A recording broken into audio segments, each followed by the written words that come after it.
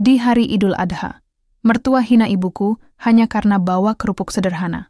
Tapi balasanku bikin semua tercengang. Sebelum mulai, jangan lupa like, subscribe, dan tuliskan sholawat di kolom komentar agar kita mendapatkan syafaat di Yaumil Akhir. Namaku Aini.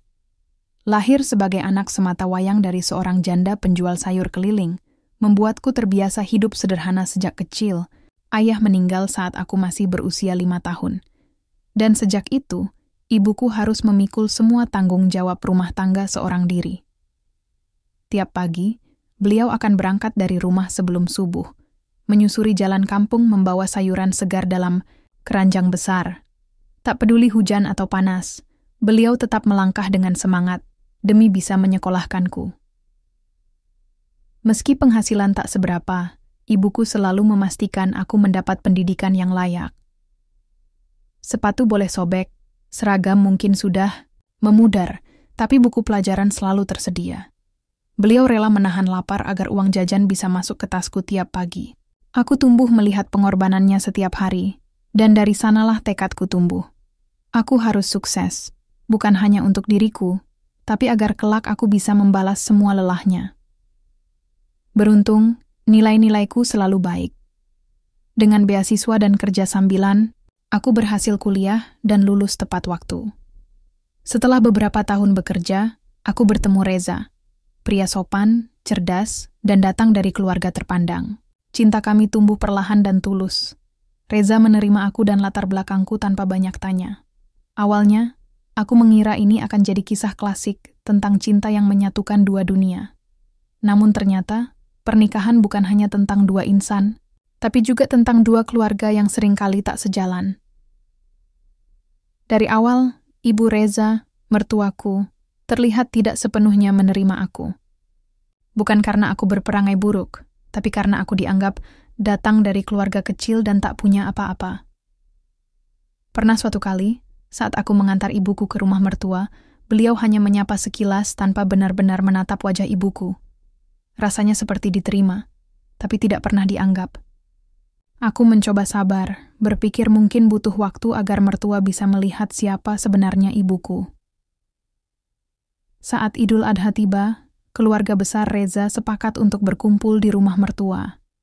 Semua diminta membawa makanan atau oleh-oleh khas masing-masing. Aku ingin menjadikan momen itu sebagai waktu untuk mendekatkan hati, terutama antara ibuku dan keluarga suami. Maka, aku mengajak ibuku untuk ikut serta. Awalnya beliau menolak halus, katanya takut merepotkan. Tapi aku bersikeras, meyakinkannya bahwa kehadirannya akan membuatku bahagia. Dengan tabungan seadanya, ibuku memutuskan untuk membawa kerupuk udang buatan tangan sendiri. Itu bukan kerupuk biasa. Resepnya warisan dari almarhum nenekku, dan rasanya sangat khas. Beliau menggorengnya semalaman, memilih udang segar, dan membungkusnya dalam plastik bening yang dihias pita kecil. Maaf ya nak, ibu nggak bisa bawa daging atau parsel mahal. Tapi ini, ibu buat sendiri dengan niat yang tulus, katanya sambil tersenyum. Aku memeluknya erat, berkata bahwa yang penting adalah niat, bukan harga. Aku tak tahu bahwa bungkusan sederhana itu akan menjadi awal dari luka yang tak pernah benar-benar sembuh. Sebuah luka yang tak melukai tubuh, tapi hati, dan mungkin harga diri seorang ibu yang telah memberikan segalanya untuk anaknya. Kami berangkat pagi-pagi sekali ke rumah mertua. Udara masih sejuk dan jalanan cukup lengang. Aku bisa melihat wajah ibuku yang sedikit tegang, meskipun ia berusaha menutupinya dengan senyuman. Di pangkuannya, ia memegang erat bungkusan berisi kerupuk udang buatan sendiri, yang ia masukkan ke dalam tas jinjing berbahan kain. Warnanya sederhana, tapi isi dan niatnya sungguh tak ternilai. Di perjalanan, ia sempat bertanya, "Ibu kira-kira diterima nggak ya sama keluarga suamimu?" Aku hanya tersenyum dan menggenggam tangannya. "Ibu, orang baik pasti diterima di mana saja. Lagi pula ini keluarga Aini juga sekarang." Sesampainya di rumah mertua, suasana sudah mulai ramai. Beberapa keluarga besar Reza sudah datang lebih dulu. Meja-meja penuh dengan makanan mewah, rendang daging sapi, gulai kambing, nasi kebuli, dan aneka kue-kue mahal dalam wadah kaca. Anak-anak berlarian dengan baju lebaran yang tampak baru dan mahal. Di tengah keramaian itu, aku dan ibuku masuk, pelan-pelan sambil membawa bungkusan sederhana itu. Begitu melihat kami, mertuaku langsung menoleh. Raut wajahnya yang tadinya semeringah menyambut tamu langsung berubah. Seolah-olah kehadiran kami menodai kesempurnaan pesta yang telah ia susun rapi. Ibuku mendekat dan menyerahkan bungkusan itu, sambil berkata, "Pelan. Ini, Bu, Ibu bawa sedikit oleh-oleh kerupuk udang. Ibu goreng sendiri semalam. Mungkin bisa buat cemilan nanti." Namun yang kami terima bukan senyuman hangat atau ucapan terima kasih. Mertuaku menerima bungkusan itu dengan satu tangan, lalu membuka isinya sambil melirik kanan-kiri, seolah takut orang lain melihat. Ia mengangkat kerupuk itu dari plastik, seperti sedang memegang sesuatu yang asing dan memalukan. "Ini apa?" tanyanya datar, tapi nadanya sudah mengandung ketidaksukaan. "Kerupuk? Cuma ini?" Nadanya makin tajam. Suasana di ruang tamu mulai hening. Beberapa sepupu Reza mulai menoleh penasaran. Anak-anak yang tadinya ribut jadi diam. Aku menahan napas, berharap ini hanya gurauan, tapi ternyata bukan. Yang lain bawa kambing, parsel mahal, rendang. Ini, bawa kerupuk? "Maaf ya, Bu, tapi ini bukan warung," lanjut mertuaku sambil tersenyum sinis. Ucapan itu menampar telak, dan tak hanya ke ibuku, tapi juga ke hatiku sebagai anak. Aku tahu kerupuk itu mungkin tak seberapa nilainya bagi mereka, tapi di balik bungkusan sederhana itu, ada tenaga, cinta, dan harga diri seorang ibu. Ibuku menunduk, masih berusaha tersenyum meskipun jelas sorot matanya berubah. "Maaf ya, Bu, Ibu cuma bisa bawa ini. Ibu buat sendiri." Nadanya rendah, seperti sedang menahan perasaan yang nyaris pecah. Tapi mertuaku tidak berhenti. "Sudahlah, taruh di dapur aja. Jangan ditaruh di meja utama. Nanti yang lain lihat malu," katanya ke pembantu rumah tangga. Lalu beliau berbalik dan menyapa tamu lain seolah tak terjadi apa-apa. Aku berdiri membatu. Reza, suamiku, hanya melirik ke arahku sekilas, lalu pura-pura menyibukkan diri mengambil minuman. Tidak ada satupun yang membela ibuku. Tak ada satupun yang berkata bahwa itu keterlaluan. Dan hari itu, aku belajar bahwa diam bisa lebih menyakitkan daripada kata-kata tajam. Ibuku tidak menjawab dengan kemarahan, tidak juga membela diri. Ia hanya tersenyum tipis, dengan nada suara yang begitu tenang, namun penuh luka. "Maaf ya, Bu, saya cuma bisa bawa ini. Saya buat sendiri semalam. Semoga tetap bisa dinikmati." Tangannya yang kasar dari kerja keras bertahun-tahun itu sedikit gemetar saat menyerahkan kerupuk itu. Tapi tak seorang pun memperhatikan. Bahkan, kerupuk yang ia buat dengan cinta itu langsung diserahkan ke asisten rumah tangga untuk dibawa ke belakang, seolah tidak layak berada di antara hidangan mewah yang katanya pantas disajikan di meja utama. Aku melihat mata ibuku berkaca-kaca. Namun seperti biasa, beliau pandai menyembunyikannya. Ia hanya menunduk dan memijat jarinya sendiri di atas pangkuan, seolah sedang mencari cara untuk menahan sesak di dada. Aku ingin memeluknya saat itu juga. Ingin berdiri dan mengatakan pada semua orang bahwa kerupuk itu jauh lebih berharga daripada rendang-rendang mahal di meja mereka. Tapi tubuhku kaku. Hatiku penuh amarah, tapi lidahku keluh.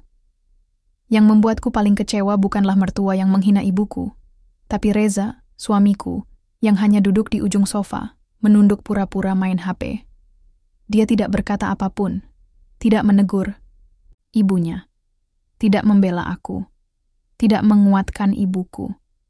Diamnya terasa seperti pengkhianatan paling sunyi yang bisa dilakukan oleh seseorang yang katanya mencintaimu. Ibuku tetap berusaha duduk di ruang tamu meski suasana tak lagi bersahabat. Tak ada satupun keluarga yang menyapanya. Beberapa hanya melirik, sebagian bahkan pura-pura sibuk berbincang agar tak perlu berinteraksi. Aku melihat ibuku mencoba tersenyum pada anak kecil yang berlari ke arahnya, tapi ibunya segera menarik si anak seolah takut tertular kemiskinan. Aku hampir menangis di tempat. Setelah setengah jam, ibuku menoleh ke arahku pelan. "Aini, ibu pamit dulu ya. Tadi lupa, ada yang mau beli sayur di rumah," katanya lembut. Aku tahu ia berbohong. Hari itu hari libur, dan tidak ada yang akan beli sayur. Tapi aku mengangguk. Aku tahu itu caranya menjaga harga diri. Lebih baik pulang cepat daripada terus jadi bahan pandangan sinis. Aku mengantarnya sampai gerbang, menahan air mata yang sudah penuh di pelupuk.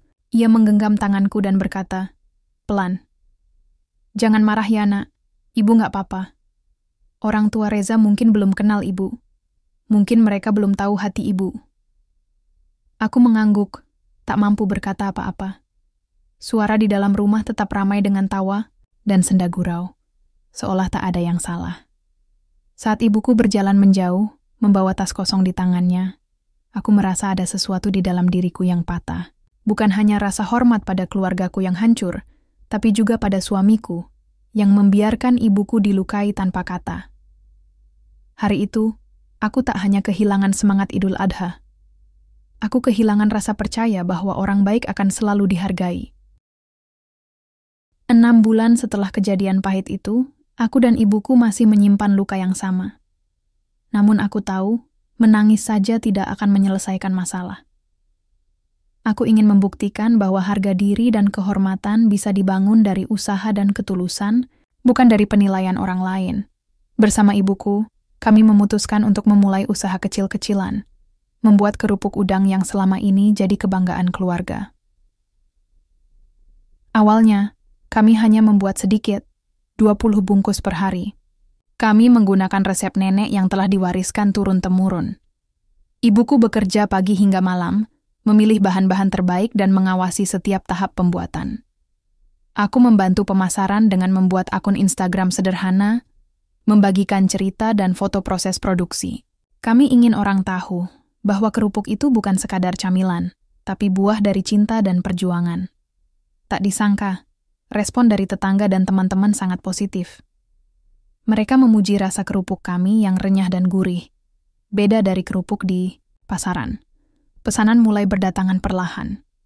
Dari 20 bungkus, naik menjadi 50 bungkus setiap hari. Semangat kami kian membara. Setiap pesan masuk, aku dan ibu selalu merasa seperti mendapat hadiah. Satu hal yang membuatku bangga adalah, melalui usaha ini, aku bisa melihat ibuku kembali tersenyum dengan tulus. Wajahnya yang dulu letih karena kerja keras dan luka hati, kini bersemu bahagia setiap kali kami mengemas kerupuk bersama. Kami mulai bermimpi lebih besar, membuka toko kecil, dan mungkin suatu hari bisa memasok kerupuk ke supermarket besar. Kerupuk buatan kami pun sempat diliput oleh akun kuliner populer di media sosial. Dalam waktu singkat, nama kami dikenal luas. Dari yang awalnya hanya usaha rumahan, pesanan membanjir hingga dari luar kota. Kami tak pernah menyangka kerupuk sederhana itu bisa menjadi jembatan perubahan hidup kami. Saat itu, aku masih menjaga jarak dengan keluarga suamiku, tapi takdir berkata lain. 6 bulan setelah insiden menyakitkan itu, keluarga besar Reza mengadakan arisan besar-besaran di rumah mertua. Kali ini, salah satu sponsor acara adalah usaha kerupuk kami. Tiba-tiba, kerupuk buatan ibuku yang dulu diremehkan, kini menjadi camilan favorit yang disantap oleh keluarga besar Reza dan tamu undangan lainnya. Mertuaku sendiri tak menyangka. Saat mencicipi, dia berbisik pada adiknya.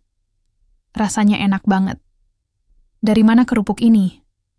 Aku tahu, saat itu dia tak menyangka jika kerupuk itu berasal dari tangan ibuku sendiri. Ada rasa malu yang menyelinap di balik bibirnya, yang tiba-tiba jadi serius. Aku tahu, ini saatnya harga diri yang dulu diinjak-injak mulai terangkat kembali. Perubahan sikap mertua mulai terlihat setelah hari itu. Sedikit demi sedikit, perlakuan kasar yang dulu melukai kami berubah menjadi sikap yang lebih menghormati. Ibuku pun tetap bersikap lembut dan rendah hati, tak pernah membalas kebencian dengan kebencian. Dengan sikap itu, perlahan mereka mulai menyadari bahwa kebaikan dan kesetiaan sejati tidak bisa diukur dari seberapa mahal hadiah yang dibawa, tapi dari ketulusan hati. Setelah momen itu, aku dan ibuku semakin yakin bahwa jalan kami adalah melalui kerja keras dan ketulusan. Kami terus mengembangkan usaha kerupuk, menambah varian rasa dan memperbaiki kemasan agar lebih menarik. Tiap kali ada pelanggan yang memberikan pujian, hatiku terasa hangat. Aku tahu ini bukan sekadar bisnis, tapi sebuah bukti bahwa kami mampu bangkit dari segala hinaan dan cemoohan. Suamiku, Reza, juga mulai berubah. Perlahan ia menyadari bahwa selama ini diamnya hanya membuat luka semakin dalam. Suatu malam, saat kami duduk bersama di ruang tamu, ia mengungkapkan penyesalannya. Aku menyesal, Aini. Aku seharusnya membela ibumu waktu itu. Aku takut kehilangan keluarga dan tidak tahu harus bagaimana. Aku tersenyum lembut, memegang tangannya dan berkata, "Yang penting sekarang kamu ada di sini, bersama kami. Kita bisa belajar bersama." Mertuaku pun mulai membuka hati. Perlahan, ia ikut membantu mempromosikan kerupuk kami ke kenalannya. Ada rasa hormat baru yang tumbuh antara kami, meskipun tidak mudah menghapus masa lalu. Aku memilih memaafkan bukan karena mereka sempurna, tapi karena aku ingin hidupku damai dan penuh cinta. Pada Idul Adha berikutnya, kami kembali berkumpul di rumah mertua.